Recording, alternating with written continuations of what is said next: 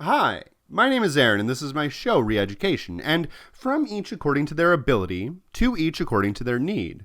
That was a slogan that was popularized by Karl Marx when originally explaining kind of how communism was supposed to function.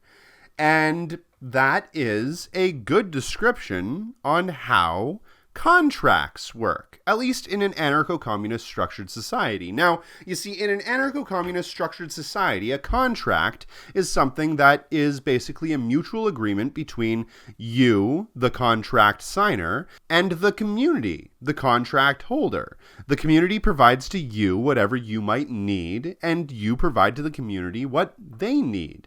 And in the middle of that, you sign a contract that outlines how that could be a mutually beneficial agreement. Now, of course, there are a million different ways that you can structure an anarcho-communist society, and there are a million different ways that you can handle contracts. But a few ways that I prefer the most are basically the ones that are the easiest to understand. You would sign a contract when you initially enter into a geographic location, say for a house, food, clothing, and maybe transportation, healthcare, that sort of thing.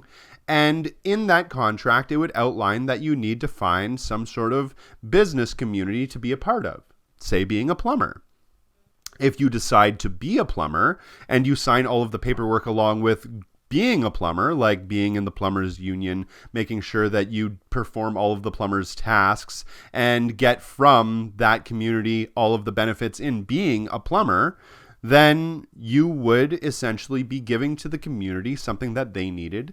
And from the community, you would be getting all of the benefits that plumbers at that community would get. Now, say that your employer or you have some sort of disagreement, and one of you has broken that contract. Well, you would then be able to go to the community assembly, and talk to the community about how that contract was breached, how it was in violation.